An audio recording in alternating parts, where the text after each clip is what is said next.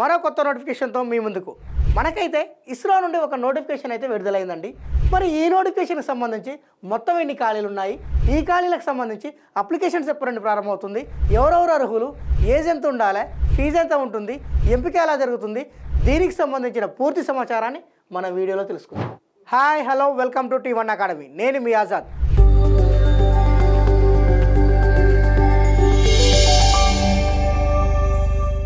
అంతరిక్ష విభాగం దీని పరిధిలో ప్రయోగాలు చేయడం కోసము, పరిశోధనలు చేయడం కోసము, రాకెట్ల తయారీ కోసము భారతదేశ వ్యాప్తంగా కొన్ని ప్రధాన కేంద్రాలు ఉన్నాయి. వాటితో పాటు స్వయం ప్రతిపత్తి సంస్థలు ఉన్నాయి. దానితో పాటు వాణిజ్య విభాగాలు కూడా ఉన్నాయి. ప్రస్తుతం ఈ పరిశోధన కేంద్రాల్లోనూ, ఈ స్వయం ప్రతిపత్తి సంస్థల్లోనూ, ఈ వాణిజ్య విభాగాలలోనూ అసిస్టెంట్ పోస్టులు మరియు జూనియర్ పర్సనల్ అసిస్టెంట్ పోస్టులు మరియు స్టెనోగ్రాఫర్ పోస్టులు మరియు అప్పర్ డివిజన్ క్లర్క్ పోస్టులు అయితే ఖాళీగా ఉన్నాయి. ఈ ఖాళీలను భర్తీ చేయాలనే ఉద్దేశంతో ఈ నోటిఫికేషన్ అయితే విడుదల చేయడం జరిగింది. ఇస్రో మనకి ఏదైనా ఒక సంస్థ నుండి ఒక నోటిఫికేషన్ వచ్చినప్పుడు ఆ నోటిఫికేషన్కి అప్లికేషన్ చేసుకోవడానికంటే ముందు అసలు ఆ నోటిఫికేషన్ ఏ సంస్థ నుండి వచ్చింది, ఆ సంస్థ యొక్క పూర్వపరాలను తెలుసుకున్న తర్వాతనే మీరైతే ఆ నోటిఫికేషన్కి అప్లికేషన్ చేసుకోవాలి. ఇప్పుడు ఈ నోటిఫికేషన్ ఏ సంస్థ నుండి వచ్చింది, ఏ సంస్థ నుండి వచ్చిందంటే ఇస్రో నుండి వచ్చింది. ఇస్రో అంటే ఇండియన్ స్పేస్ రీసెర్చ్ ఆర్గనైజేషన్. మరి ఇది ఎప్పుడు ఏర్పడింది, ఎందుకు ఏర్పడిందో తెలియాలి. ఇస్రో యాక్చువల్గా మన భారతదేశంలో అంతరిక్ష ప్రయోగాలు ఎప్పటి నుండి మొదలయ్యాయి అంటే 1940 సంవత్సరం నుండి మొదలయ్యాయి. 1940 సంవత్సరంలో డాక్టర్ హోమీ జహంగీర్ బాబా మరియు డాక్టర్ విక్రమ్ సారాభాయ్ వీళ్ళిద్దరు కలిసి కాస్మిక్ కిరణాలపై పరిశోధన అయితే చేశారు. ఆ తర్వాత ఏం జరిగిందంటే 1962లో అప్పటి భారత ప్రధానమంత్రి ఎవరున్నారంటే జవహర్లాల్ నెహ్రూ ఉన్నారు. ఈ జవహర్లాల్ నెహ్రూ సహాయంతో డాక్టర్ విక్రమ్ సారాభాయ్ గారు ఏం చేశారంటే Indian National Committee for Space Research అనే ఒక కేంద్రాన్ని అయితే ఏర్పాటు చేయడం జరిగింది. ఎప్పుడు 1962లో. ఆ తర్వాత ఏం జరిగిందంటే 1963లో కేరళలోని తుంబా స్టేషన్ నుండి అంటే తుంబా ప్రయోగ కేంద్రం నుండి ఒక సౌండింగ్ రాకెట్ అయితే ప్రయోగించడం జరిగింది. మరి ఇస్రో ఎప్పుడు ఏర్పడిందంటే యాక్చువల్గా 1962లో Indian National Committee for Space Research అనే ఒక సంస్థను అయితే ఏర్పాటు చేశారని చెప్పుకున్నాం కదా. ఇదే సంస్థ 1969 ఆగస్టు 15వ తారీఖు నాడు ఇస్రోగానైతే రూపాంతరం చెందడం జరిగింది. అంటే డైరెక్ట్గా ఇస్రో అనే సంస్థను ఏర్పాటు చేయలేదండి. అంతకుముందు ఏర్పాటు చేసిన Indian National Committee for Space research యొక్క సంస్థనే 1969లో ఇస్రోగానైతే మార్చడం అయితే జరిగింది. మరి ఈ ఇస్రో యొక్క ప్రధాన కార్యాలయం ఎక్కడుందంటే బెంగళూరులో ఉంది. మరి భారతీయ అంతరిక్ష పరిశోధన పితామహుడని ఎవరిని పేర్కొంటారంటే విక్రమ్ సారాభాయ్ని పేర్కొంటారు.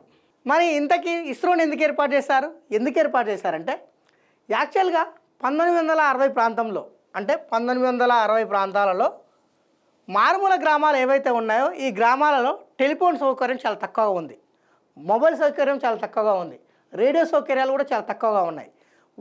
ఆ మారుమూల ప్రాంతాలకు కూడా సమాచారాన్ని అందించాలనే ఉద్దేశంతో ఈ ఇస్రోని అయితే ఏర్పాటు చేయడం జరిగింది. మరి కేవలం ఈ ఇస్రోని సమాచారాన్ని అందించడం కోసమే ఏర్పాటు చేశారంటే కాదండి. దానితో పాటు మన భారతదేశంలో చాలా తుఫాన్లు వచ్చినాయి. దానివల్ల లక్షల మంది చనిపోయారు.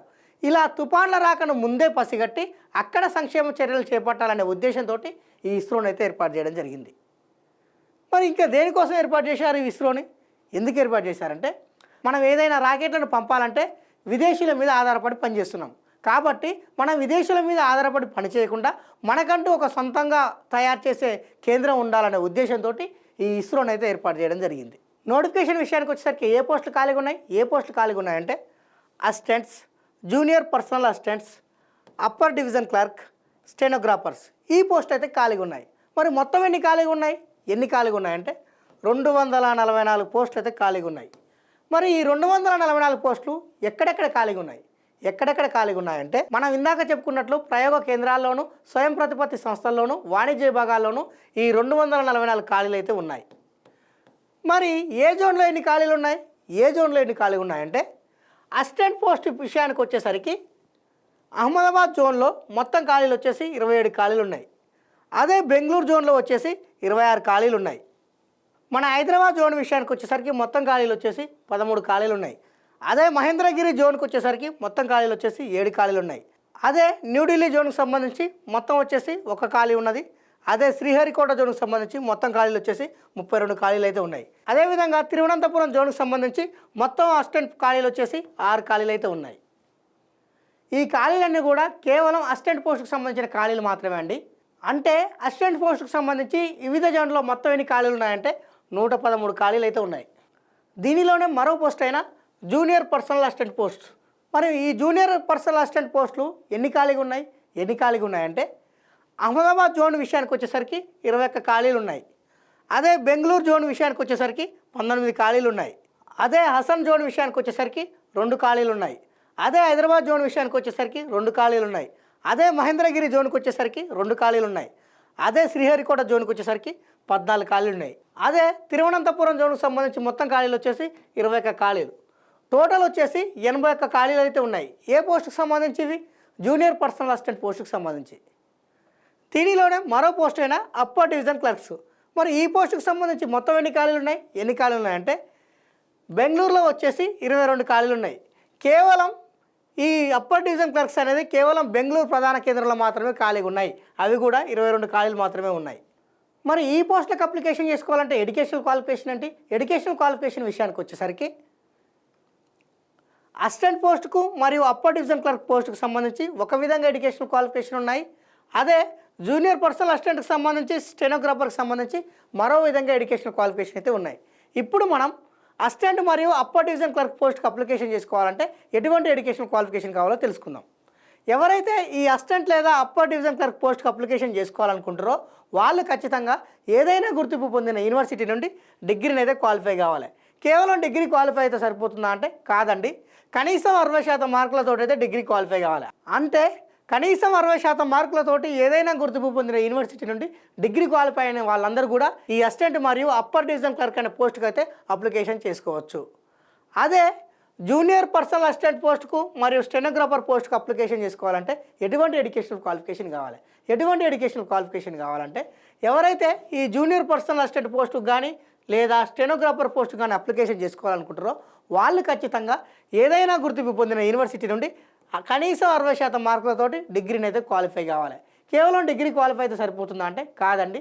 డిగ్రీతో పాటు కనీసం 1 సంవత్సరం ఎక్స్పీరియన్స్ ఉండాలి. ఎందులో అంటే స్టెనోటైపిస్ట్లో కానీ లేదా స్టెనోగ్రాఫర్లో కానీ 1 సంవత్సరం పనిచేసిన అనుభవం అయితే ఖచ్చితంగా ఉండాలి. దానితో పాటు నిమిషానికి 60 పదాలు కొట్టే సామర్థ్యాన్ని కలిగి ఉండాలి. దానితో పాటు మీకు కంప్యూటర్ నాలెడ్జ్ అయితే ఖచ్చితంగా ఉండాలి. ఈ 4 క్వాలిఫికేషన్లు ఎవరైతే కలిగి ఉంటారో వాళ్ళు ఈ స్టెనోగ్రాఫర్ పోస్టుకు జూనియర్ పర్సనల్ అసిస్టెంట్ పోస్ట్కి అయితే అప్లికేషన్ చేసుకోవచ్చు. మరి ఈ పోస్టులకు అప్లికేషన్ చేసుకోవాలంటే ఏజ్ ఎంత ఉండాలి? ఏజ్ విషయానికి వచ్చేసరికి ఆగస్టు 16, 2026 నాటికి గరిష్టంగా 22 సంవత్సరాలు ఎవరైతే ఉంటారో వాళ్ళందరూ కూడా ఈ పోస్టులకు అయితే అప్లికేషన్ చేసుకోవచ్చు. మరి ఈ పోస్టులకు సంబంధించి ఏజ్ రిలాక్సేషన్ ఉంటుందా అంటే ఉంటుంది. ఎన్ని సంవత్సరాలు ఉంటుందంటే ఓబీసీ వాళ్ళకు వచ్చేసి 3 సంవత్సరాలు. అదే ఎస్సీ వాళ్ళకి, ఎస్టీ వాళ్ళకి, ఫిజికల్లీ హ్యాండిక్యాప్డ్ ఎవరైతే ఉంటారో వాళ్ళకు వచ్చేసి 5 సంవత్సరాల ఏజ్ రిలాక్సేషన్ అయితే ఉన్నది. మరి ఈ పోస్ట్కి అప్లికేషన్ చేసుకోవాలంటే అప్లికేషన్ ఫీజు ఎంత? అప్లికేషన్ ఫీజు విషయానికి వచ్చేసరికి ఎస్సీ వాళ్ళకు, ఎస్టీ వాళ్ళకు, బీసీ వాళ్ళకు అంటూ సపరేట్ ఏం లేదండి. అందరికి కూడా ఒకే రకమైన ఫీజు ఉంది. ఎంత ఉందంటే 500 రూపాయలు ఉంది. అంటే ఒక్కొక్క పోస్టుకు వచ్చేసి 500 రూపాయలు. ఒకవేళ మీరు 4 పోస్టులకు అప్లికేషన్ చేసుకోవాలంటే మీరైతే 2000 రూపాయలు చెల్లించాల్సి ఉంటుంది. మరి ఈ అప్లికేషన్ ఫీజు రీఫండ్ ఉందా అంటే ఉందండి. మరి ఎలా ఇస్తారు రీఫండ్? ఎలా ఇస్తారంటే మీరు అప్లికేషన్ చేసుకున్న తర్వాత ఎవరైతే ఎగ్జామ్కి అటెండ్ అవుతారో అలా ఎగ్జామ్కి అటెండ్ అయిన వాళ్ళకి మాత్రమే రీఫండ్ అయితే ఉంటుంది. ఎస్సీ వాళ్ళకు, ఎస్టీ వాళ్ళకు వచ్చేసేమో పూర్తిగా రీఫండ్ వస్తుందండి. కానీ ఓబీసీ వాళ్ళకు, జనరల్ వాళ్ళకైతేనేమో 100 రూపాయలు కట్ చేసుకొని కేవలం 400 రూపాయలు మాత్రమే మీకైతే రీఫండ్ ఇవ్వడం జరుగుతుంది. మరి ఈ పోస్టులకు సంబంధించి ఎంపిక ఎలా ఉంటుంది? ఎంపిక విషయానికి వచ్చేసరికి ఈ పోస్టులకు సంబంధించి ఎంపిక అనేది 2 దశల్లో ఉంటుందండి. మొదటి దశలో వచ్చేసి రిటన్ టెస్ట్ అయితే ఉంటుంది. ఈ రిటన్ టెస్ట్ ఎవరైతే క్వాలిఫై అవుతారో వాళ్ళకు వచ్చేసి స్కిల్ టెస్ట్ అయితే ఉంటుంది. స్కిల్ టెస్ట్ అనేది కేవలం క్వాలిఫికేషన్ కోసం మాత్రమే అండి. మీకు రిటన్ టెస్ట్లో వచ్చిన మెరిట్ ఆధారంగా మాత్రమే మిమ్మల్ని అయితే ఈ పోస్టులకు అయితే ఎంపిక చేయడం జరుగుతుంది. మరి ఈ పోస్టులకు సంబంధించి ఎంపిక అనేది 2 దశల్లో ఉంటుందని చెప్పుకున్నాము. మొదటి దశలో వచ్చేసి రిటన్ టెస్ట్ అని చెప్పుకున్నాము. మరి ఈ రిటన్ టెస్ట్కి సంబంధించి ఎగ్జామినేషన్ ప్యాటర్న్ ఎలా ఉంటుంది? ఎగ్జామినేషన్ ప్యాటర్న్ విషయానికి వచ్చేసరికి మొత్తం వచ్చేసి 200 మార్కులకు అయితే ఉంటుందండి. మరి ఈ 200 మార్కులకు సంబంధించి కేటాయించిన సమయం ఎంత అంటే 150 నిమిషాలు. మరి ఈ 200 మార్కులకు సంబంధించి ఇచ్చిన సిలబస్ ఏంటి? సిలబస్ విషయానికి వచ్చేసరికి general English, quantitative aptitude, general intelligence and reasoning ability, general knowledge. ఇవి ఏ పోస్టులకు సంబంధించి అంటే assistant and upper division clerk పోస్టులకు సంబంధించి సిలబస్. మరి మొత్తం ఎన్ని క్వశ్చన్స్ ఉంటాయంటే జనరల్ ఇంగ్లీష్ వచ్చేసి 50 క్వశ్చన్స్, క్వాంటిటేటివ్ ఆప్టిట్యూడ్ సంబంధించి 50 questions, general intelligence and reasoning ability సంబంధించి 50 క్వశ్చన్స్, జనరల్ నాలెడ్జ్ సంబంధించి 50 క్వశ్చన్స్. మొత్తం వచ్చేసి 200 క్వశ్చన్స్ ఉంటాయి, 200 మార్కులు ఉంటుంది. మరి ఈ 200 మార్కులకు సంబంధించి నెగిటివ్ మార్కింగ్ ఉంటుందా అంటే ఉంటుందండి.